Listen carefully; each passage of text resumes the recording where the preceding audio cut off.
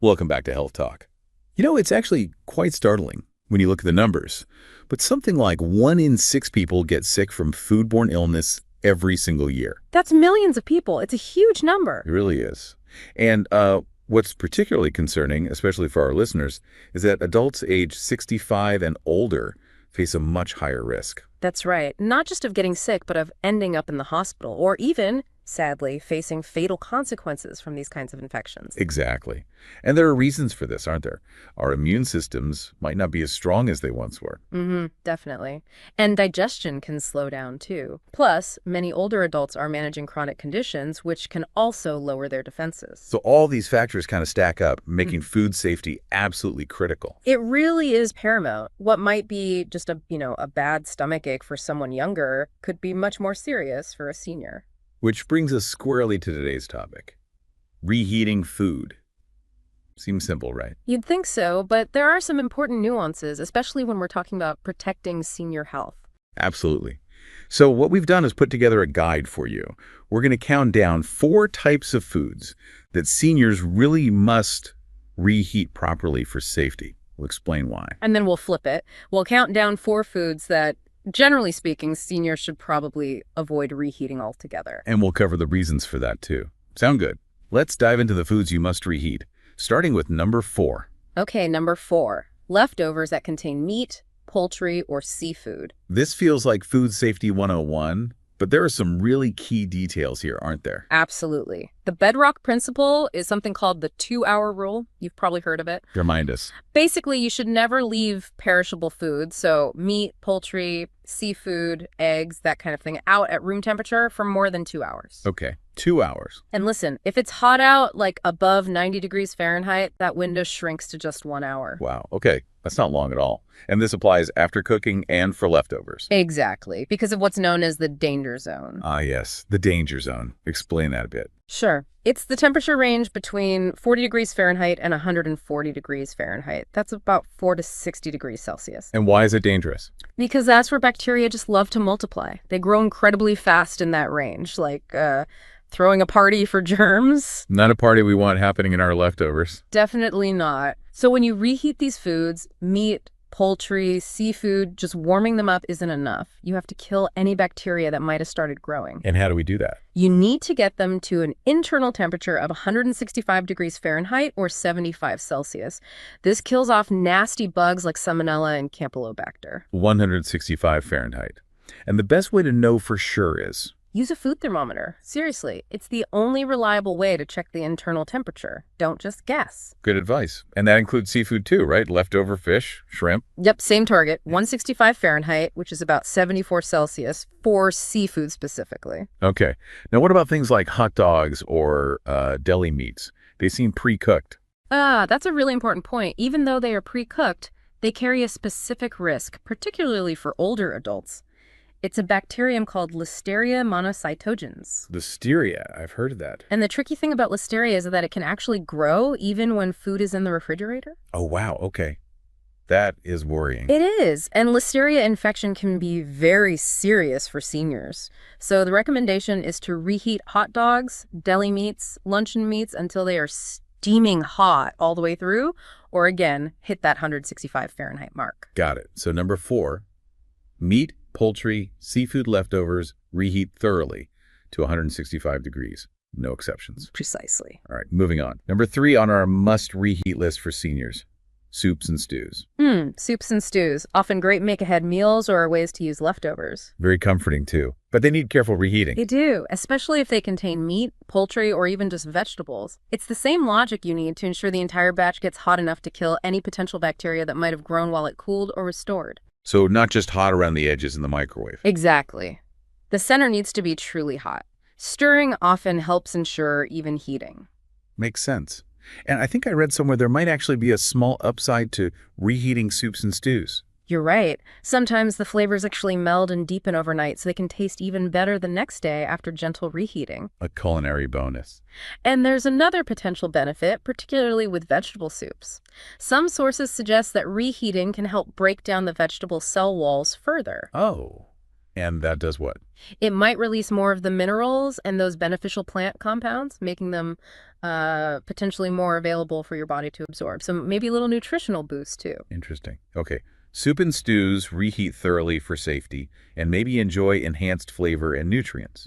Now, for number 2 on the must reheat list, cooked rice, especially brown rice you mentioned. Yes, rice seems harmless enough, but leftover rice needs careful handling because of a specific bacterium, Bacillus cereus. Bacillus cereus. Okay, what's the issue there? Well, this bacterium forms spores that can actually survive the initial cooking process. Right. Then, if that cooked rice is left sitting out at room temperature for too long, those spores can germinate and start producing toxins. Toxins. And reheating doesn't always get rid of those. That's the tricky part. Reheating properly will kill the Bacillus cereus bacteria themselves, but the toxins they produce can be quite heat resistant. So if the rice sat out for ages before you refrigerated it, Right. reheating might not make it safe. Exactly. The crucial steps are cooling the cooked rice down quickly after cooking. Don't let it sit on the counter for hours, and then refrigerating it promptly. Then, yes, reheat it thoroughly before eating. Quick cooling, proper storage, thorough reheating. Got it. Yeah. Now, why the emphasis on brown rice? Well, beyond the safety aspect, which applies to all rice, reheated brown rice has an interesting health angle. When it's cooked and cooled, it develops something called resistant starch. Resistant starch. I've heard that term. It's a type of fiber. Sort of, yeah. It resists digestion in the small intestine, which is actually good because it travels to the large intestine and feeds the beneficial gut bacteria. It acts like a prebiotic. Okay, good for the gut. Right. And when you reheat the brown rice, a good amount of that resistant starch remains. Plus, it leads to a slower, more gradual release of energy, which can help with blood sugar management. And brown rice has other benefits too, doesn't it? Oh, yeah. It's a great source of fiber generally. B vitamins, magnesium, selenium, all good stuff, especially for older adults. So handle rice, carefully cool fast, store right, reheat well, and brown rice might offer some extra perks. Good to know. Okay. That brings us to number 1 on our list of foods seniors must reheat. Number 1, dishes where you've combined pre-cooked ingredients that were stored separately. Okay. What's an example? Let's say you cooked some chicken breasts yesterday and maybe roasted some vegetables separately. You stored them in different containers in the fridge. Oh. Tonight, you decide to combine them for a quick meal. You might think, well, everything's already cooked and was stored safely. Yeah, seems reasonable. Just warm it up. Not quite enough. To be absolutely safe, especially because you have that chicken component, you need to reheat the combined dish until that meat reaches the safe internal temperature. Back to the 165 Fahrenheit rule again. Exactly. Even if each part was handled perfectly, the act of combining and reheating ensures any potential cross-contamination or slight bacterial growth during storage or handling is eliminated before you eat it. It's that final safety check. Okay, so if you mix separately stored cooked items, especially with meat, poultry, or seafood, reheat the whole thing together to 165. Makes sense. It's just best practice for safety. All right, so that covers the 4 foods seniors really need to focus on reheating properly. Meat, poultry, seafood, leftovers, soups and stews, cooked rice, and combined pre-cooked dishes. Now let's flip the coin. Let's talk about the foods that are generally best avoided when it comes to reheating, particularly for seniors. Starting at number 4. Number 4 on the don't reheat list. Fried foods. This one hurts a little. Leftover fried chicken. I know the temptation is real, but let's be honest. Have you ever microwaved leftover fried food and been happy with the result? Never. It just gets sad, soggy, kind of steamy, definitely not crispy. Exactly. The main issue here isn't usually a direct safety risk, assuming you could heat it properly, although that can be tricky. It's really about texture and quality. Microwaving just ruins that crispiness and often makes it feel greasy. So it loses all its appeal. Is there any way to reheat fried food successfully? Well, if you're determined, methods like an air fryer or even a conventional oven on a rack are much better bets for trying to restore some crispness. Air fryer or oven? Yeah, okay. But still need to make sure it's heated through safely if it contains meat, right? Absolutely. Safe temperature always comes first, but microwaving fried food, generally a recipe for disappointment. Duly noted. Okay, number 3 on the foods to avoid reheating. Dishes with creamy sauces or dairy. Yeah, think things like fettuccine Alfredo, creamy casseroles, anything with a lot of cheese, milk, or cream. What happens to those when you reheat them? They have a real tendency to misbehave. The sauces can separate, turning oily or watery. They might curdle or get a kind of grainy texture. Yeah, that doesn't sound appetizing at all. Gloopy? maybe? Gloopy is a good word for it. Again, it's less about immediate danger if heated properly, but the palatability just tanks.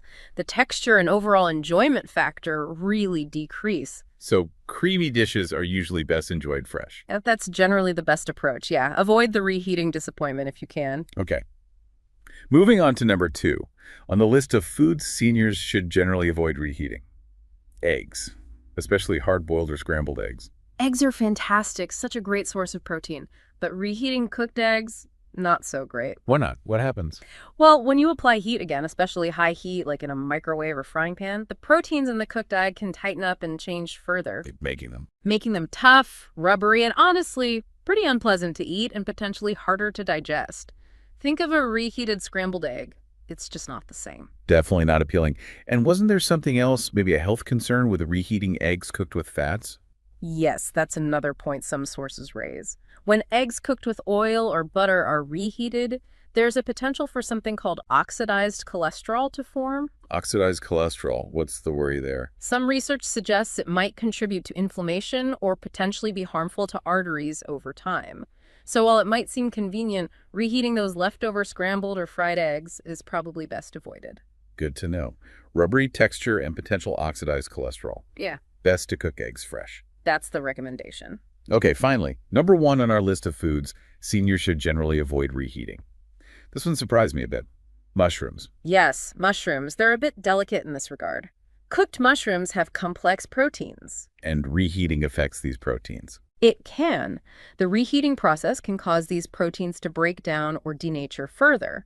For some people, especially older adults with potentially more sensitive digestive systems, this can lead to unpleasant side effects. Like what? Things like bloating, stomach upset, maybe even nausea. It's just how their system might react to those changed proteins. So it's more than just texture. It could cause actual discomfort. It potentially could, yes. And then there's the general food safety concern, as with many foods. If cooked mushrooms aren't cooled and stored properly pretty quickly, bacteria could grow. Like what kind of bacteria? Well, concerns about things like Clostridium, botulinum, or Listeria can arise if storage isn't optimal. No, I did see some information, I think referencing the European Food Information Council, saying that if cooked mushrooms are refrigerated quickly, within 24 hours they can be safely reheated. That's correct.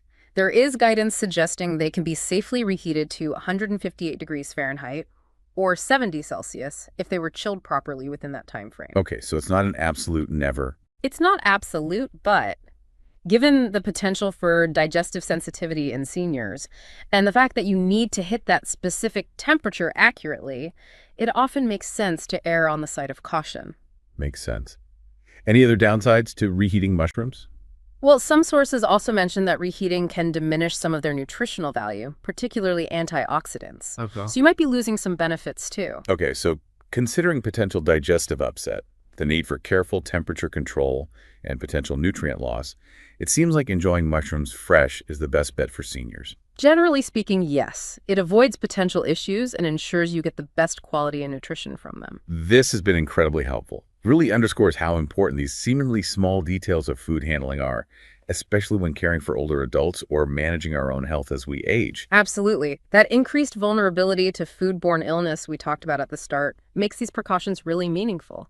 It's not just about taste or convenience. It's about health protection. Right. So let's just quickly recap the big takeaways for everyone listening. Number 1, always thoroughly reheat those key items: meat, poultry, seafood, and rice leftovers, aiming for 165 degrees Fahrenheit internally. And soups and stews, get them steaming hot throughout. Same for combining those pre-cooked ingredients, safety first. And on the flip side, maybe think twice or just avoid reheating fried foods. Those creamy or dairy-based dishes. Eggs, especially scrambled or hard-boiled. And particularly mushrooms, just to be on the safe side, especially for sensitive systems.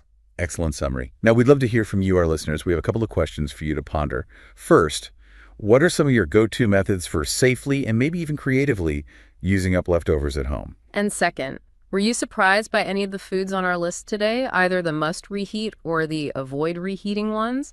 And will this information maybe change how you handle those foods in the future? Please share your thoughts and experiences in the comments section. We always learn so much from you too. Thanks so much for joining us on Health Talk today. Yes, thank you for tuning in. Stay safe and eat well.